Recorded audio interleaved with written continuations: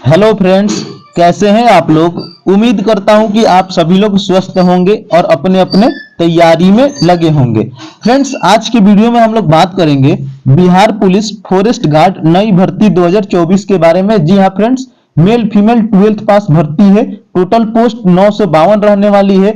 As की बात करें तो मिनिमम 18 और मैक्सिमम 28 वर्ष रहने वाली है। फ्रेंड्स, इस वीडियो में हम लोग इसकी apply date, syllabus, salary, education qualification भी देखने वाले हैं। तो वीडियो में आप लोग अंत तक बने रहिएगा।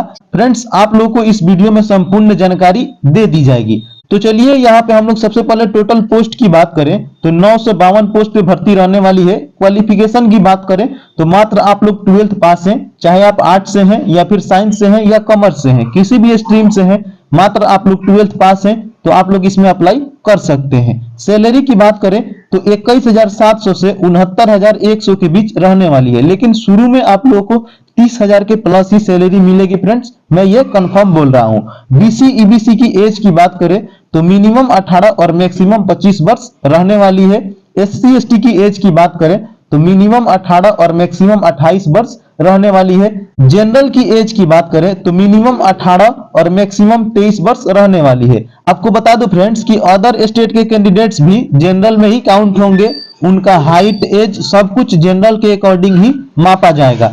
तो चलिए फ्रेंड्स, अब हम लोग अभ्यर्थियों का शारीरिक मापदंड देख लेते हैं। तो सबसे पहले हम लोग पुरुष अभ्यर्थी की शारीरिक मापदंड देखेंगे। तो न्यूनतम ऊंचाई की बात करें तो एससी एसटी कैटेगरी के पुरुषों का न्यूनतम हाइट 160 सेंटीमीटर और एससी एसटी को छोड़कर और सभी कैटेगरी का न्यूनतम हाइट 165 सेंटीमीटर होना अनिवार्य है। न्यूनतम सीना की बात करें तो एससी एसटी कैटेगरी के पुरुषों का न्यूनतम सीना 79 सेंटीमीटर होना चाहिए और एससी एसटी को छोड़कर और सभी कैटेगरी का न्यूनतम सीना 81 सेंटीमीटर होना चाहिए। सीना का न्यूनतम फुलाव एससी एसटी का भी 5 सेंटीमीटर होना चाहिए, यानी कि नॉर्मल 79 और फुलाने के बाद 84 होना चाहिए। और एससी एसटी कैटेगरी को छोड़कर और सभी कैटेगरी का भी 5 सेंटीमीटर सीना फूलना चाहिए, यानी कि नॉर्मल 81 और फुलाने के बाद 86 सेंटीमीटर होना चाहिए। पैदल चलने की क्षमता की बात करें तो एससी एसटी कैटेगरी का 4 घंटा में 25 किलोमीटर पैदल चलना होगा और एससी एसटी कैटेगरी को छोड़कर और सभी कैटेगरी को भी 4 घंटा में 25 किलोमीटर ही पैदल चलना होगा। इसमें रनिंग नहीं होता है, हाई जंप नहीं होता है, गोला फेंक नहीं होता है, सिर्फ आप लोगों को पैदल चलना होता है। इसके लिए कोई अंक नहीं मिलता है, बस आप लोगों को 4 घंटा में 25 किलोमीटर चल के पास कर जाना होता है। अब हम लोग महिला अभ्यर्थियों की बात करें कि महिला अभ्यर्थी की शारीरिक मापदंड क्या रहने वाली है। तो न्यूनतम ऊंचाई एससी एसटी कैटेगरी की महिलाओं का 155 सेंटीमीटर होना चाहिए और एससी एसटी कैटेगरी को छोड़कर और सभी कैटेगरी का न्यूनतम ऊंचाई 160 सेंटीमीटर होना चाहिए। पैदल चलने की क्षमता की बात करें तो एससी एसटी कैटेगरी की महिलाओं को 4 घंटा में 14 किलोमीटर पैदल चलना होता है और एससी एसटी कैटेगरी को छोड़कर और सभी कैटेगरी को भी 4 घंटा में 14 किलोमीटर ही पैदल चलना होता है। इसके बाद हम लोग बात करें एग्जाम पैटर्न की तो ओएमआर पेपर पे एग्जाम होगा, ऑफलाइन ही इसका एग्जाम होगा। 2 घंटे का समय रहेगा, 100 क्वेश्चन रहेगा, 400 मार्क्स मिलेगा, यानी कि एक क्वेश्चन 4 नंबर का रहने वाला है। निगेटिव मार्किंग 1/3 का रहने वाला है, यानी कि 3 क्वेश्चन गलत करते हैं तो एक सही आंसर का भी मार्क्स काट लिया जाएगा। तो चलिए फ्रेंड्स, आप लोगों को इसका सिलेबस बता देता हूं कि आखिर इसका रिटन सिलेबस क्या रहने वाली है। तो जीके से 25 क्वेश्चन रहेंगे, जीएस से 25 क्वेश्चन रहेंगे, हिंदी से 20 क्वेश्चन रहेगा, करंट अफेयर से 5 क्वेश्चन रहेगा और मैथ और रीजनिंग से 25 क्वेश्चन रहेगा, यानी कि कुल 100 क्वेश्चन रहने वाले हैं। इसमें आगे हम लोग बात करें कि लिखित परीक्षा के आधार पर चयनित अभ्यर्थियों को शारीरिक परीक्षा में सम्मिलित होना एवं इसमें सफल होना अनिवार्य होगा तथा शारीरिक योग्यता के न्यूनतम निर्धारित मापदंड में कोई छूट अनुमान्य नहीं होगा, यानी कि जो लोग भी रिटन एग्जाम को क्लियर करते हैं उनको फिजिकल एग्जाम में उपस्थित होना अनिवार्य होगा। इसके बाद द्वितीय चरण की बात करें तो शारीरिक परीक्षा और चिकित्सीय जांच परीक्षा होगा द्वितीय चरण में। लिखित परीक्षा में प्राप्त अंकों के आधार पर परिषद द्वारा तैयार की गई मेधा सूची में स्थान पाने वाले उम्मीदवारों का शारीरिक परीक्षण प्रावधान मुख्य वन संरक्षण बिहार द्वारा गठित समिति द्वारा कराया जाएगा, जिसमें योग्य पाया जाना अनिवार्य होगा।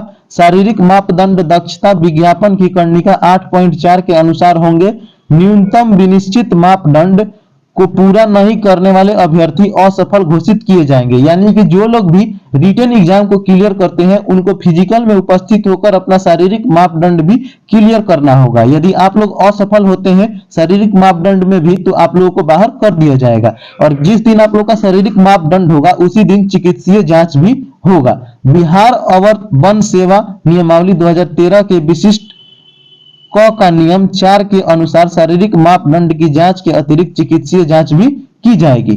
चलिए इसमें आगे देखें हम लोग, तो आगे यहाँ पे बताया गया है फ्रेंड्स साफ साफ कि जिन अभ्यर्थियों में कोरोना संक्रमण के लक्षण पाए जाएंगे उन्हें लिखित परीक्षा, शारीरिक परीक्षा एवं अभिलेख सत्यापन में भाग लेने दिया नहीं जाएगा।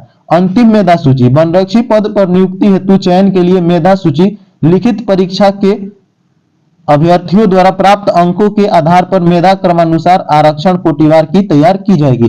यानी कि इसमें मेरिट लिस्ट आप लोगों का फ्रेंड्स रिटेन के आधार पर ही बनेगा। रिटेन में जिनका ज्यादा नंबर रहेगा उनका मेरिट में नाम आएगा। मेरिट में नाम आने के बाद उन लोगों को फाइनली सिलेक्ट कर लिया जाएगा। लिखित परीक्षा में 2 या अधिक अभ्यर्थी के समान अंक प्राप्त करने की दशा में मेधा सूची में उनके पारस्परिक स्थान का निर्धारण उनकी जन्म तिथियों के आधार पर एवं समान अंक प्राप्त करने एवं समान जन्म तिथि वाले 2 या अधिक अभ्यर्थियों की दशा में उनकी शैक्षणिक अर्हता के आधार पर किया जाएगा। इस प्रकार समान अंक प्राप्त करने वाले अभ्यर्थी की दशा में अधिक उम्र वाले एवं समान अंक प्राप्त एवं समान जन्म तिथि वाले अभ्यर्थियों की दशा में उच्चतर शैक्षणिक अर्हता वाले अभ्यर्थियों को मेधा सूची पर रखा जाएगा। देखिए फ्रेंड्स, यहाँ पे साफ साफ बताया गया है कि यदि 2 कैंडिडेट्स का मार्क्स बराबर हो जाता है तो उनका डेट ऑफ बर्थ देखा जाएगा कि डेट ऑफ बर्थ किसका ज्यादा है।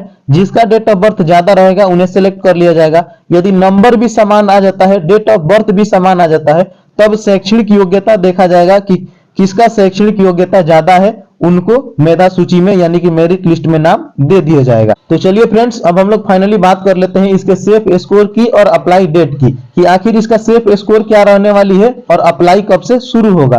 तो इसके पहले जो फॉरेस्ट गार्ड की भर्ती आई थी फ्रेंड्स, उसमें 73 जनरल मेल कैटेगरी का गया था। तो फ्रेंड्स, जब जनरल का 73 कट ऑफ गया था तो इससे कम ही कट ऑफ जाएगा और सभी कैटेगरी का, और महिलाओं का तो 60-65 के आसपास ही कट ऑफ रहने वाला है।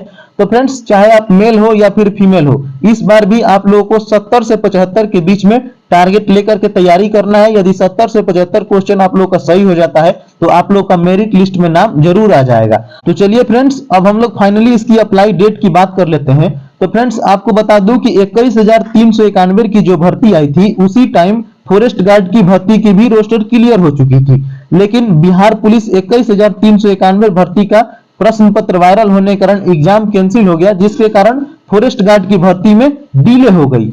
इसकी भर्ती फ्रेंड्स आप लोगों को जुलाई के लास्ट वीक तक देखने के लिए मिल जाएगा, क्योंकि बिहार पुलिस 21,391 का सब कुछ क्लियर हो चुका है और कुछ ही दिन में इसका एग्जाम भी होना है। तो फ्रेंड्स, आप लोग चैनल को सब्सक्राइब जरूर कर लीजिएगा, क्योंकि जब भी इसकी भर्ती ऑफिशियल साइट पे जारी की जाती है मैं सबसे पहले अपने चैनल के माध्यम से ही आप लोगों को इन्फॉर्म करूंगा। और फ्रेंड्स, अभी भी आप लोगों के मन में कोई डाउट रह गया हो तो आप लोग कमेंट करके पूछ सकते हैं, मैं उसका रिप्लाई जरूर कर दूंगा।